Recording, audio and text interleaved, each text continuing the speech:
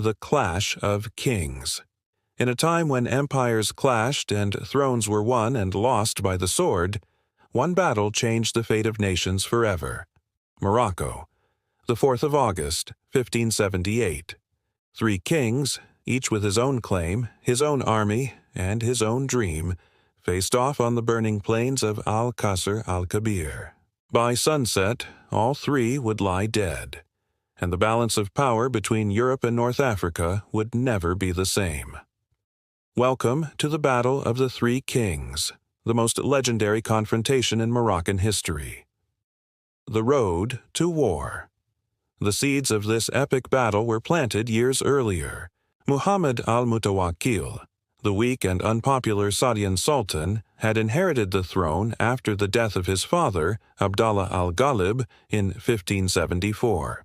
But he quickly alienated the powerful Moroccan tribes, lost control of key cities, and failed to inspire loyalty. His uncle, Abd al-Malik, had spent nearly 18 years in Ottoman exile, forging alliances in Istanbul and Algiers.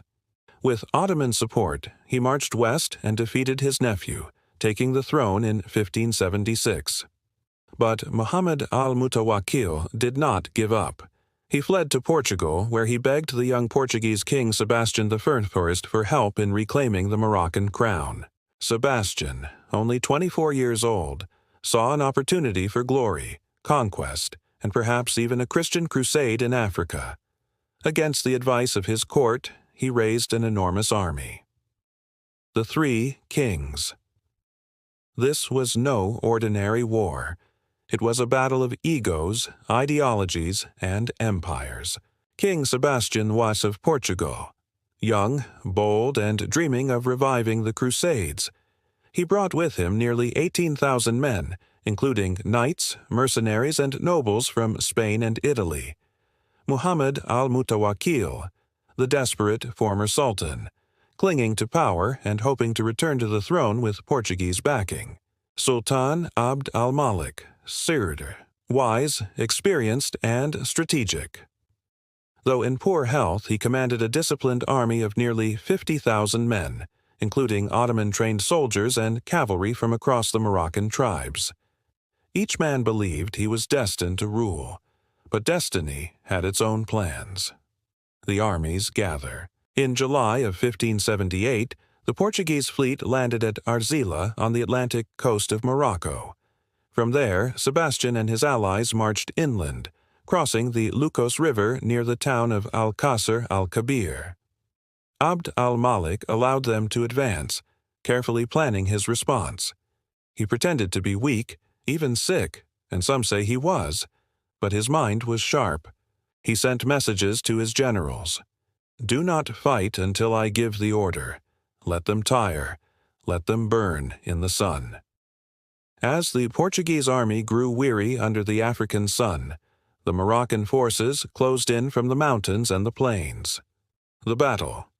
Unleashed, 4th of August, 1578. At dawn on the 4th of August, the battle began. The Portuguese forces formed a square, flanked by cavalry and cannons. The Moroccan army, spread wide, began with light skirmishes. Then, with a sudden burst of drums and horns, they charged. From both sides, arrows flew, swords clashed, and chaos erupted. The Ottoman-trained musketeers, known as the Turkish line, fired in disciplined volleys, breaking Portuguese formations. Sebastian led from the front, dressed in silver armor, refusing to retreat. Muhammad al-Mutawakkil tried to rally his own men, but many refused to fight against their Moroccan kin. Abd al-Malik, too ill to mount a horse, was carried on a litter, giving commands until his final breath. According to chroniclers, he died during the battle, but ordered his men not to reveal it until victory was secured. By midday, the Portuguese lines collapsed. Thousands fled into the river and drowned. Others were cut down. King Sebastian disappeared, his body never officially identified. Muhammad al-Mutawakkil drowned in a river while trying to flee. Abd al-Malik's death was announced only after the battle was won. 3 kings entered the battle. None survived it. Aftermath and Shockwaves. The scale of the defeat stunned Europe. Portugal had lost its king, its army, and many of its nobles. With no heir, the Portuguese throne passed to Philip II of Spain, leading to a 60-year Iberian Union. In effect, the end of Portugal's independence until the mid-17th century. The Ottomans, though technically allies of Abd al-Malik, gained no territory.